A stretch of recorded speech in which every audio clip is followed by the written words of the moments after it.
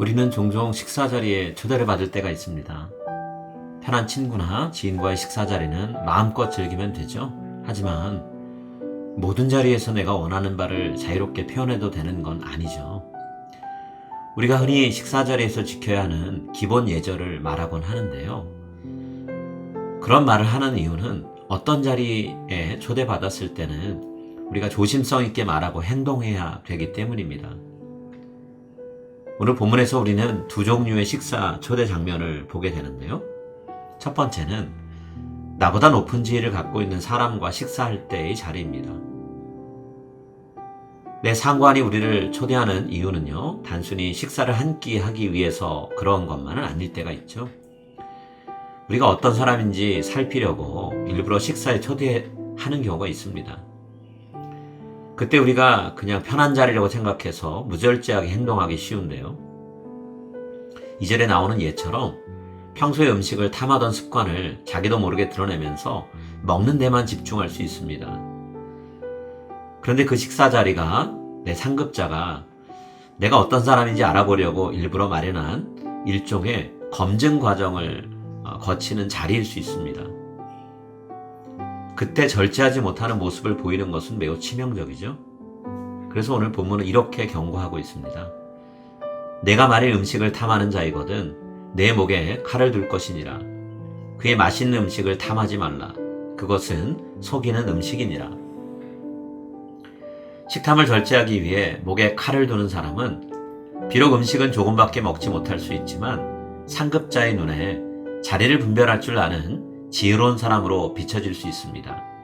그래서 지금 내가 하고 있는 일보다 더 중요한 역할을 맡길 수도 있는 거죠. 두 번째 식사 자리는요, 6절에 나오는 것처럼 악한 눈을 갖고 있는 사람이 초대한 식사 자리입니다. 이때에도 함부로 차려진 음식을 허겁지겁 먹어서는 안 되죠. 어떤 이유에서 그 사람이 우리를 그 자리에 초대했는지는 정확히 알 수 없습니다. 하지만 본문은 그 사람이 우리를 초대한 이유가 우리를 대접하기 위해서가 아닌 것은 분명하다고 말씀하고 있습니다. 어쩔 수 없어서 우리를 초대했든 우리를 걸고 넘어지기 위해 일종의 덫으로 그 식사자를 마련했든 분명한 건 긍정적인 이유는 아니라는 거죠.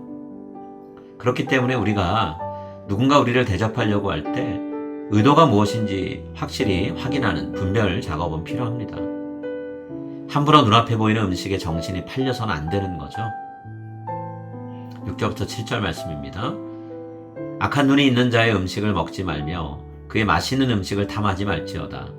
대저 그 마음의 생각이 어떠하면 그 위인도 그러한즉 그가 내게 먹고 마시라 할지라도 그의 마음은 너와 함께 있지 아니함이라.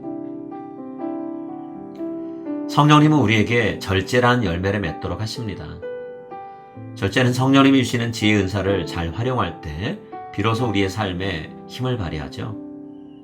대부분의 사람들은 음식과 재물을 많이 갖고 누리기를 원합니다. 하지만 오늘 성경은 그 갈망이 우리의 삶에 덫을 넣지 않도록 조심하라고 경고합니다.